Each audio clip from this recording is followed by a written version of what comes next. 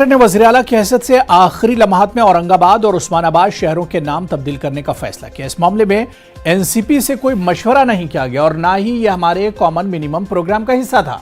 इन ख्यालात का इजहार राष्ट्रवादी कांग्रेस के सरबराह शरद पवार ने किया। वो औरंगाबाद में एक प्रेस कॉन्फ्रेंस से खिताब कर रहे थे। शरद पवार का कहना है कि काबीना के फैसले के बाद हमें नाम तब्दीली का इल्म हुआ। एनसीपी लीडर ने यह भी कहा कि शहरों के नाम बदलने के बजाय वहां के बुनियादी मसाइल को हल किया जाता तो बेहतर था। पक्षाच्या व्यासपीठावर याची चर्चा झाली असा एकही प्रसंग नाही, जे माझ्या कानावर आलेली नाही आणि याची आम्ही चर्चा करून निर्णय घेऊन त्या ठिकाणी मांडणी करावी अशी सूचना आमच्या पक्षाच्या वतीने झालेली नव्हती। पण ही गोष्ट आम्हाला मान्य करावं लागेल। शेवटी मंत्रिमंडळाचा निर्णय, त्या मंत्रिमंडळामध्ये आम्ही सगळेच होतो। हे एकूण एकच म्हणजे असा ही या सगळ्या विभागाची किंवा शहरांच्या ज्या खऱ्या ज्या मूलभूत समस्या आहेत त्याच्यात अधिक लक्ष देण्याची गरज होती। यात नावं बदलून असा हा मूलभूत प्रश्न आहे, याच्यात लक्ष द्यायला हवं होतं। मुंबई में बैठे लीडरों ने औरंगाबाद के अवाम पर तब्दीली नाम का फैसला थोपा है। इस मामले में फैसले का इख्तियार शहर के अवाम को मिलना चाहिए। इस बात का मुतालबा एमपी सैयद इम्तियाज जलील ने किया और नाम बदलने के मामले में अवामी रायशुमारी पर जोर दिया। एमपी जलील ने दावा किया कि अवामी फैसला जो भी होगा उसे कबूल किया जाएगा। औरंगाबाद तब्दीली नाम के खिलाफ औरंगाबाद में 12 जुलाई यानी कल एक रैली का इनेकाद किया जा रहा है। यह रैली ज्वाइंट एक्शन कमेटी की क़यादत में भड़कल गेट से निकलेगी और आम खास मैदान पहुंचेगी। आम खास में एक जलसा होगा और एक्शन कमेटी का नुमाइंदा वफ़द डिविजनल कमिश्नर से मुलाकात करेगा। लोगों की भावना, कोई डिक्टेटरशिप तो है नहीं ना, डेमोक्रेसी है। आप करवाइएगा, एक नया कानून बना के है तो इमीडिएट है तो आप वोटिंग करवाइएगा, देखिएगा। और अगर वोटिंग के अंदर अगर आ जाता है, चाहती है कि शहर का नाम बदलना चाहिए, मुफ्त नहीं करेंगे, हम पूरा सम्मान करेंगे उसका। 12 तारीख के दिन यानी कि कल दोपहर में 2 बजे भड़कल गेट से डॉक्टर बाबा साहब अम्बेडकर जी के स्टैच्यू के पास से वहाँ पर से एक मोर्चा निकालेंगे और वो मोर्चा आम खास मैदान के ऊपर आएगा। और यहाँ से आम खास मैदान से जितने भी कृति समिति के जो पदाधिकारी है 15-20 जितने भी लोग हैं, वो एक शिष्टमंडल जाके डिविजनल कमिश्नर को ये मेमोरेंडम देगा कि औरंगाबाद की जनभावना जो है इसके विरोध किया। अकोला के रहबर स्कूल की 2 सगी बहनों ने रियासती सतह पर मुनक्किद होने वाले इंडियन टैलेंट ओलंपियाड के इम्तिहानात में अव्वल मकाम हासिल किया है। सना और सुहाना को रियाजी के मजमून में एक्सीलेंस अवार्ड से नवाजा गया। इस सिलसिले में स्कूल में एक इस्तकबालिया तकरीब मुनक्किद की गई जिसमें इनकी हौसला अफजाई की गई।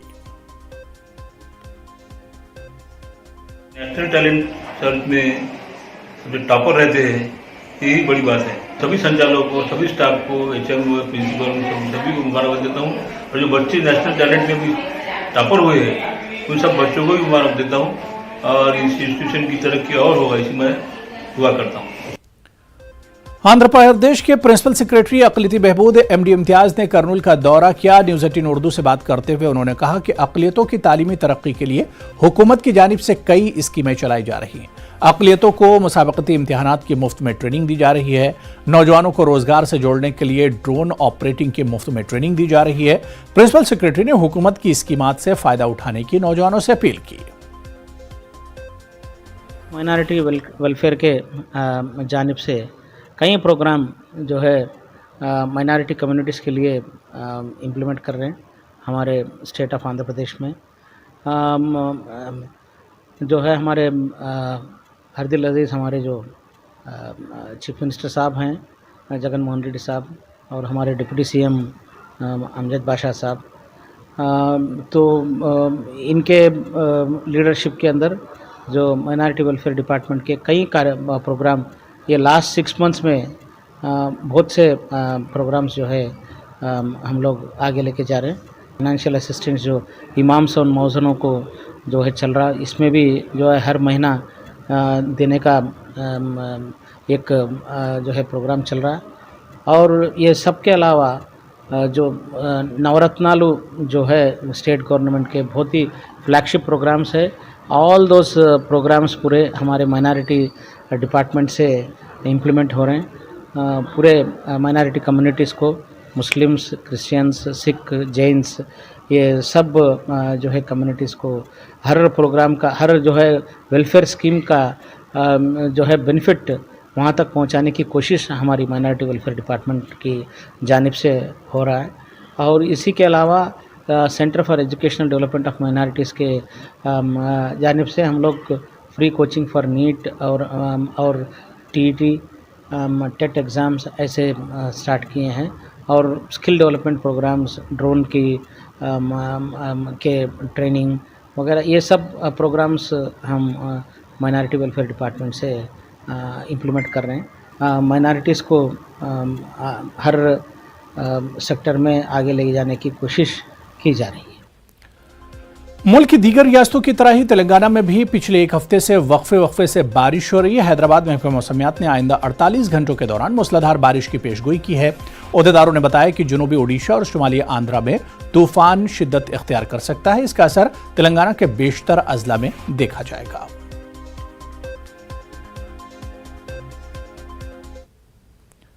बेंगलुरु के चामराजपेट ईदगाह के सिलसिले में तनाज़ा बरकरार है। इस ईदगाह को खेल का मैदान करार देने का मुतालबा करते हुए हिंदू तंजीमों ने कल बंद की कॉल दी है।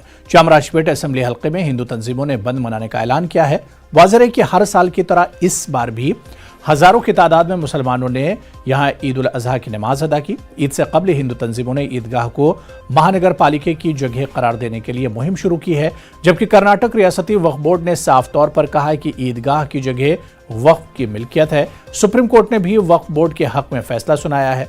इस सिलसिले में वक्फ बोर्ड दस्तावेजात भी जारी किए हैं। ताहम इस कदीम ईदगाह के सिलसिले में हिंदू तंजीमें मुतालबा कर रही हैं कि इस खेल का मैदान इसे करार दिया जाए, हिंदू त्योहारों के लिए भी यहां इजाजत दी जाए।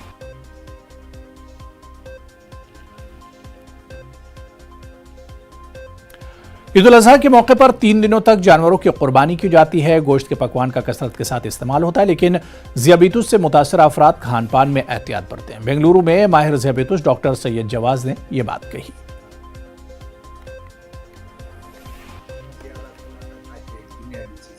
उनको स्ट्राइट अवे आने से टाइम पर मेरी यही हिदायत है कि ईद उल अजहा के टाइम पर जो है अल्लाह के फजल से ऐसे कोई साहिब हैसियत का घर नहीं है जो कुर्बानियां नहीं देते।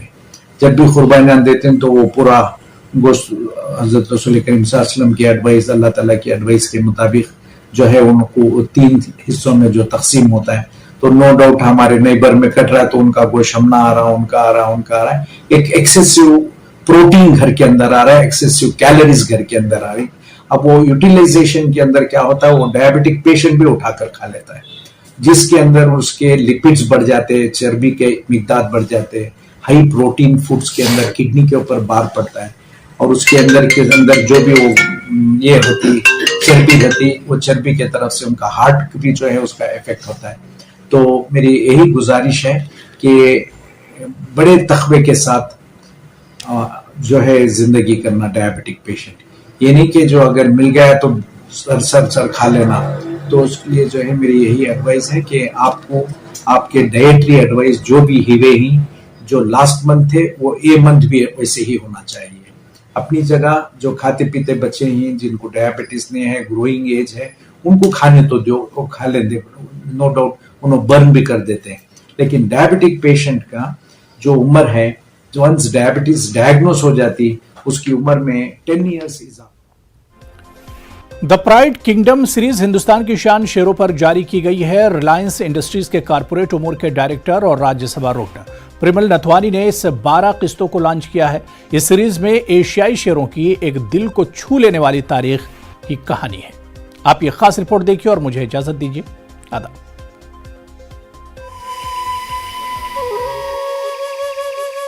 एशियाई शेरों की ऐतिहासिक कहानी, 12 एपिसोड की अद्भुत सीरीज, सांसद परिमल नथवानी ने की लॉन्च।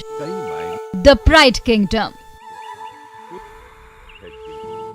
देश के इकलौते गिर के जंगलों में बसे एशियाई शेरों पर आधारित एक series the pride kingdom launch की गई है।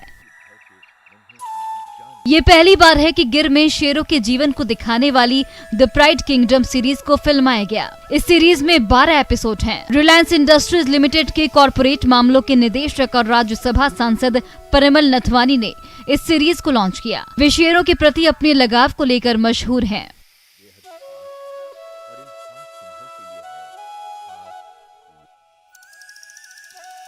द प्राइड किंगडम सीरीज के एक एपिसोड में तेंदुए और अन्य जानवरों में शेरों के व्यापक भय को भी फिल्माया गया है, जो पूरे इलाके में शेरों के महत्व और प्रभाव को दर्शाता है। गुजरात में सामूहिक प्रयासों की वजह से शेरों का साम्राज्य गिर राष्ट्रीय उद्यान, गिर अभयारण्य और ग्रेटर गिर से आगे तक फैल गया है। ये सीरीज इन अद्वितीय शेरों के जीवन को भी दिखाती है। साम्राज्य कायम रखने के लिए भूरिया बंधुओं की ये जोड़ी अपने इलाके में सुबह शाम गश्त पर निकलती है। इस सैर के दौरान जगह जगह भूरिया बंधु। भारत में शेरों की संख्या बढ़ाने के लिए सरकार भी लगातार काम कर रही है। प्रधानमंत्री नरेंद्र मोदी की अगुवाई में लायन प्रोजेक्ट के लिए 1000 करोड़ का बजट स्वीकृत किया गया है। साथ ही केंद्रीय मंत्री भूपेंद्र यादव ने गुजरात वन विभाग के सभी अधिकारियों को आने वाले 25 सालों में शेरों के अस्तित्व को आगे बढ़ाने के लिए रोड मैप तैयार करने को कहा है। Bureau report, news 18 network.